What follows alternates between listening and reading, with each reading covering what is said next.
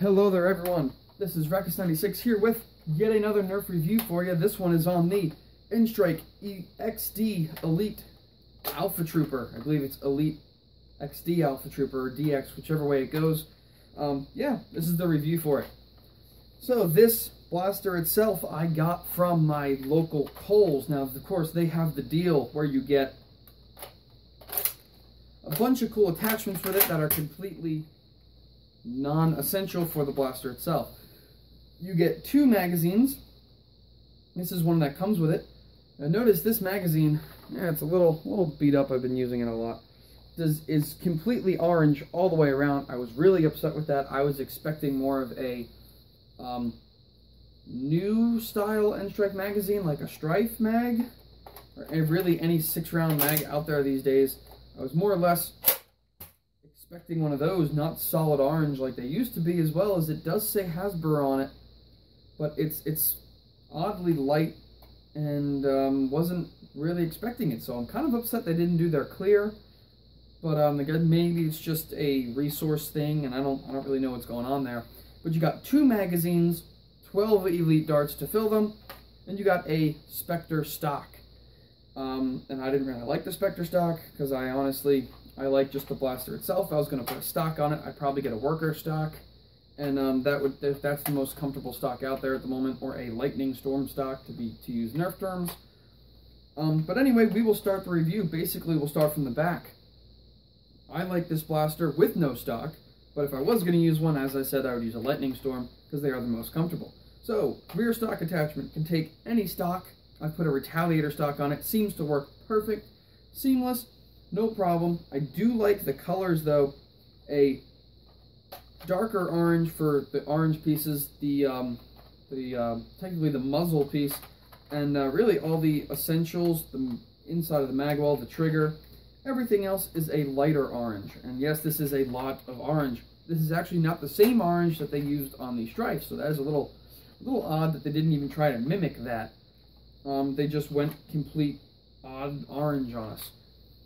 So moving on, this handle is not like your standard handle. This is actually a glossy finish, and it's kind of weird because we're used to the dark gray kind of grippy feeling, and I mean this is different, but it's not a bad different. We're used to this kind of color up front here. It's got like a kind of like grainy finish to it. It's nice. It's easy to hold on to.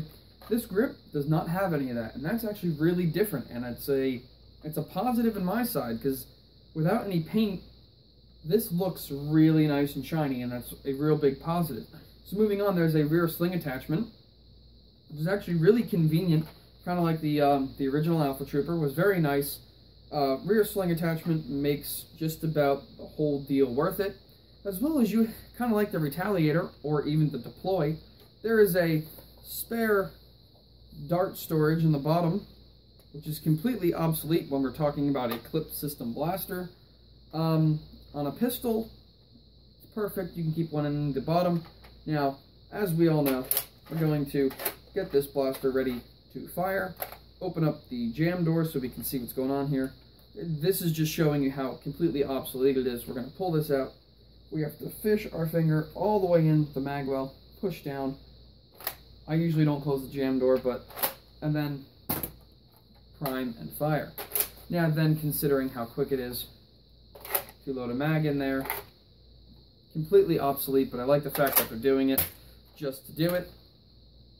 So then the trigger pull is surprisingly, you have to pull the trigger about halfway, at least on mine anyway, to get this thing to actually fire. And holding this in place, there's a little bit of rattle, and I'm pretty sure it's just coming from the whole mag release system. I really hope so, because that would be really unfortunate. But otherwise, the mag release is very nice. It's ambidextrous, so there's one on each side for lefty and righty. And the actual mag release and entry itself, seamless, as well as the removal. There's no scraping or anything going on. There's a tactical rail up here for sights. Can't really put a shield here unless you were to put the modular shield. That way, it's kind of out of the way. Otherwise, it's kind of really weird to have one, except for, like a shield or a sight or something like that. Anything else will kind of just look goofy.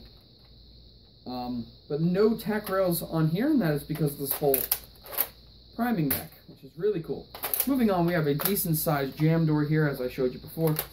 Pretty big, nice, let you get in here, clear any jams out. Of course, there's this slider here that moves up once we do that. It does get in your way of clearing a jam, so I usually go in from the bottom, clear a jam, get it out of the barrel. Either that or I'll just shake it out, just like that.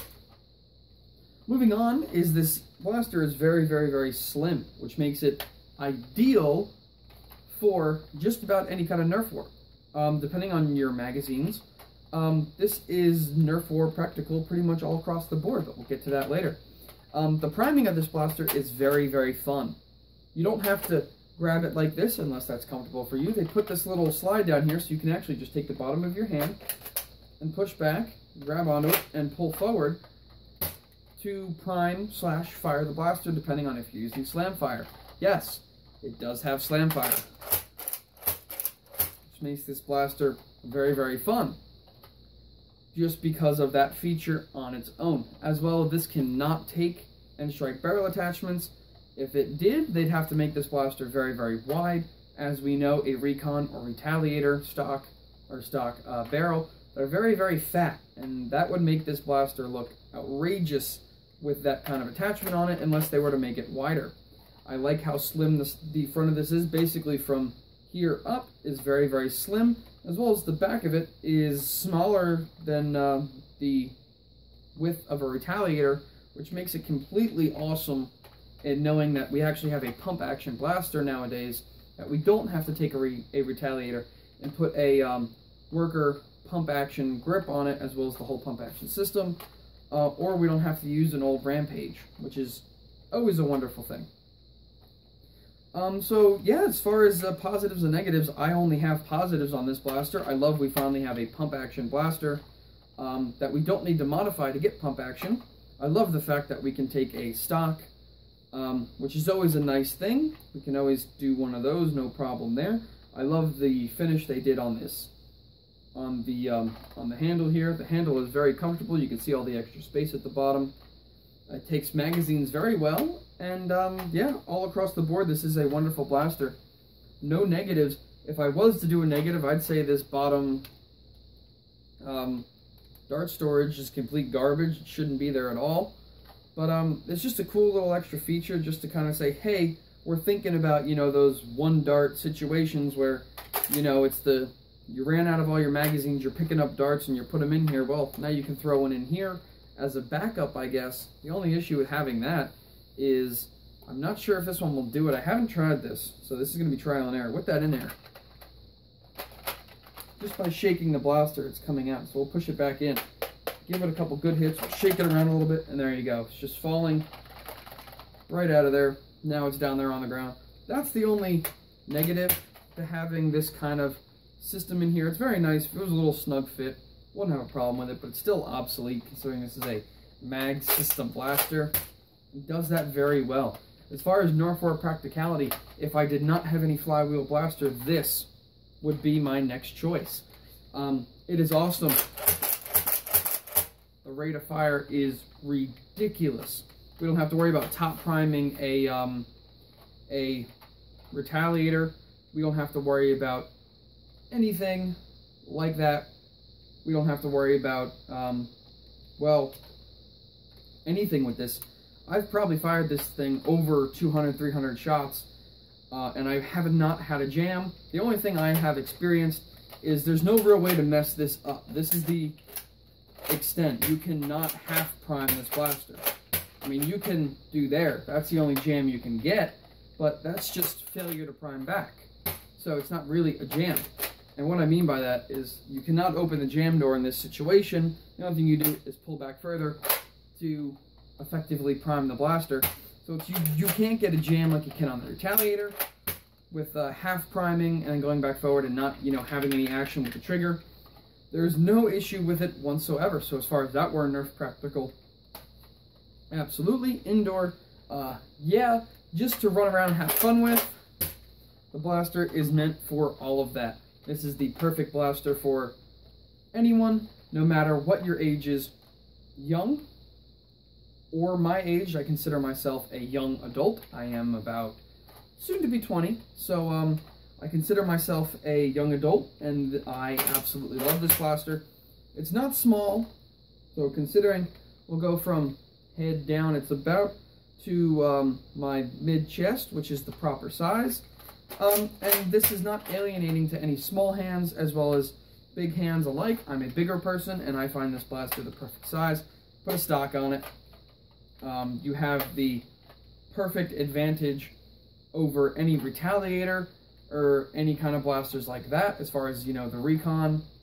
You pretty much have the whole, all that covered, as far as a rampage or any other kind of pump action blaster, a deploy for, and just for a example, we have the superiority over that because we don't have to worry about the deploy constantly jamming, as we all know it's a piece of garbage, or the rampage with having such a far priming mechanism in there. You know, the whole slide is ridiculously long, as well as we don't have to worry about that side mag coming out. I like the fact that, you know, they took the retaliator and the rampage, slammed them all in one to give us the Elite Alpha Trooper in general, although we all know they kind of just, it's basically the exact same Alpha Trooper, just with Elite internals.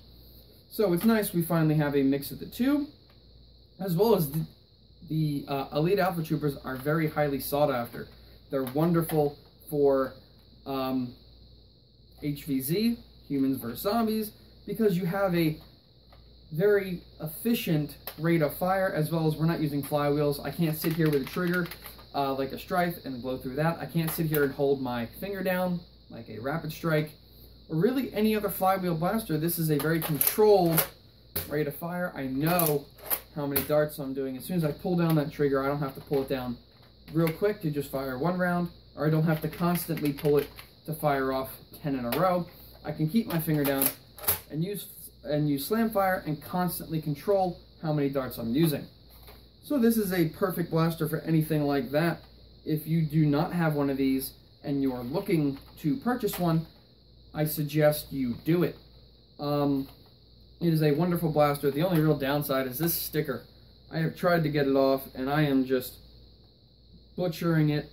But there you go. You can see it right there. I'm not worried about it leaving any marks. I can get them off. You can see. I hate when they put the stickers like this on here, because then I am just so tempted to just rip it off. And I know ripping it off is not the right thing to do, but then it does stuff like that. And now I have a terrible looking mark here. But I'm not worried about it. I'll get a razor blade and some Gooby On, or Goo Off, or Goop Off, whatever your brand is. Just a simple, either that, I'll just scrub it with soap and water, and I'll get that off. That's the only downside to getting this blaster, is that blanking sticker right there. As well as the whole kit from Kohl's is pretty cool. You get a stock. Not the best stock, because it's a foldable stock. It's very flimsy, but it can hold an extra magazine as far as I know. I haven't actually done it, because as soon as I got it, I took that all off and basically threw it in my accessory bins where they go, and the 6-round mags for this thing completely unpractical. You're going to blow 1, 2, 3, 4, 5, 6. Ridiculous. This is a real quick rate of fire. If you're going to use this, I suggest a 12 mag and up. You can go as far as a 35-round drum or 25-round drum, whatever you want to do, but this is the full review and really everything thrown into one. Nerf war practicality, positives and negatives, and the review. So my standard review right there all in one of the Alpha Trooper CS6. Really, Clip System 6. I don't even get why they put that on there these days, because Clip System's interchangeable. But that is the full review of the Nerf nstrike Elite Alpha Trooper. Thank you very much for watching. Like, comment, subscribe. You can feel free to look at the rest of my reviews, or you can just go ahead and look at the rest of my channel. Why not? I have a lot of reviews and some cool stuff coming up next. I've been working on a lot of projects, and a lot of projects you will see soon. So thank you very much for watching. This is Rax96 signing off with you.